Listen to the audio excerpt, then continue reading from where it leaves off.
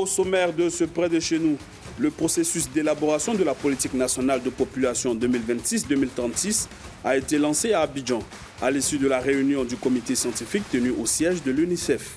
La Loterie nationale de Côte d'Ivoire a officiellement lancé le 30 avril 2026 à Abidjan, les festivités marquant ses 55 ans d'existence. Une nouvelle boutique de la marque Samsung spécialisée dans les innovations mobiles a été inaugurée au centre commercial Cosmos à Yopougon, renforçant ainsi la proximité avec les consommateurs. Voici pour le sommaire, bienvenue à toutes et à tous. Le processus d'élaboration de la nouvelle politique nationale de population 2026-2036 est désormais enclenché en Côte d'Ivoire. Réunis le 30 avril 2026 au siège de l'UNICEF à Abidjan, les membres du comité scientifique ont engagé les travaux de définition des axes stratégiques de ce futur document de référence à l'initiative du ministère du Plan et du Développement. La politique nationale de la population 2015-2025 a fait l'objet d'une évaluation rigoureuse, comme présenté tout à l'heure, participative, dont les principaux résultats viennent de nous être présentés. Cette évaluation a permis d'identifier des avancées significatives, mais également des défis persistants et des tendances lourdes qui appellent à des réponses efficaces, mieux ciblées et plus opérationnelles.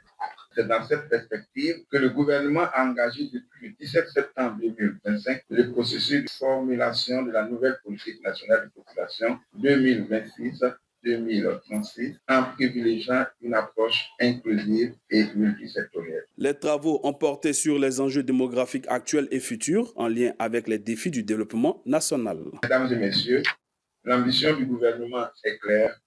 Faire de la politique nationale de la population 2026-2036 un véritable instrument catalyseur capable d'accompagner efficacement la transformation structurelle de notre économie, valoriser durablement le capital humain du pays et rendre les jeunes plus compétitifs. Les conclusions attendues devront définir des axes stratégiques pour une meilleure gestion des dynamiques de population en Côte d'Ivoire.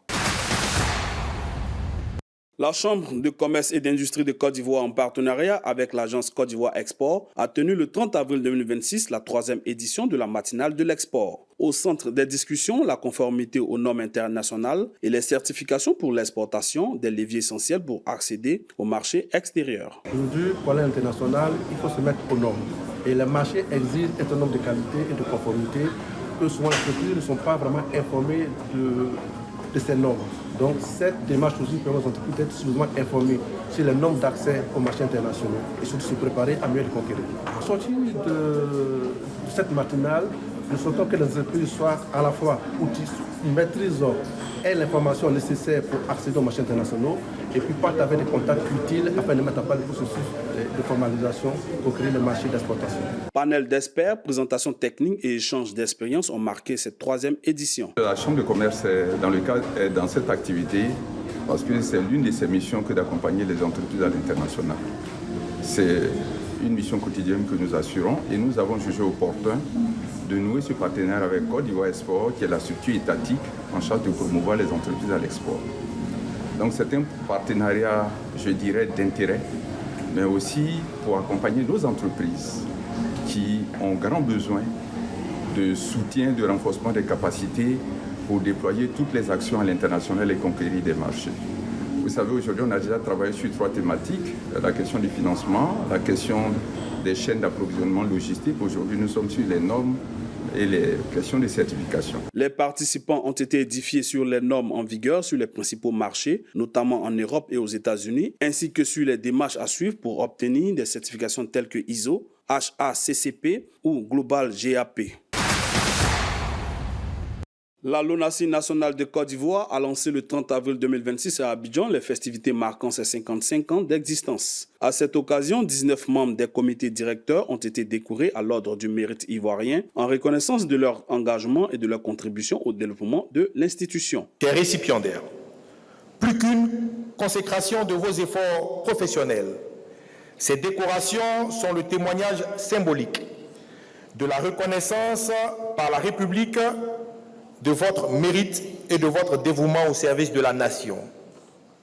Être distingué par la République vous impose de servir encore davantage l'intérêt général, d'adopter des comportements respectueux des valeurs des ordres nationaux en vous engageant notamment à vous conduire avec honneur. Parmi les récipiendaires, on compte 3 commandeurs, 4 officiers et 12 chevaliers. Nous adressons également nos remerciements à nos familles pour leur compréhension et leur soutien constant. Mesdames et messieurs, en ce moment particulier, marqué par la célébration des 55 ans de la LONASI, cette distinction prend une résonance toute particulière pour nous.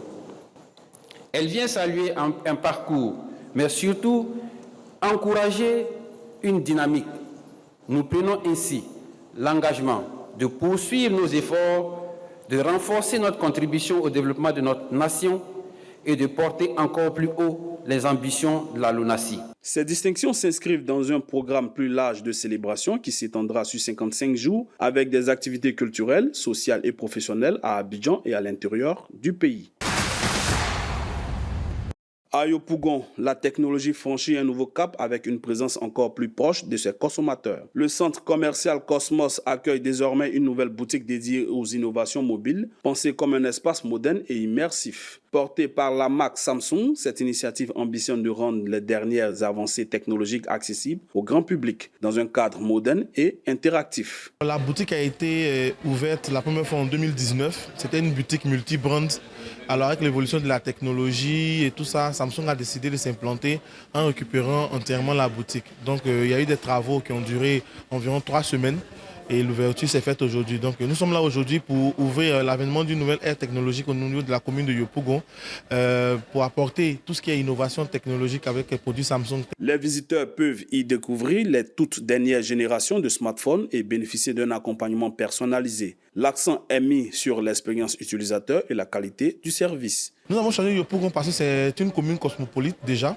Il y a beaucoup de jeunes et notre cible, avec les nouveaux modèles de Samsung A17, A27, A26, A37, c'est une gamme qui touche le milieu de gamme, donc la classe moyenne, c'est-à-dire la jeunesse, qui a soif de technologie avec l'innovation de l'intelligence artificielle qui est maintenant embarquée dans ces différents modèles-là. Je pense que c'est un truc qui sera très avantageux comme outil d'éducation et de pédagogie au niveau de la jeunesse de cette commune-là. Avec cette implantation à Cosmos Yopougon, Samsung renforce sa stratégie de proximité avec les consommateurs ivoiriens en collaboration avec West Connect, acteur clé de la distribution locale. Ainsi prend fin cette édition. Merci de nous avoir suivis. Les programmes continuent sur cette info et sur cetteinfo.ci.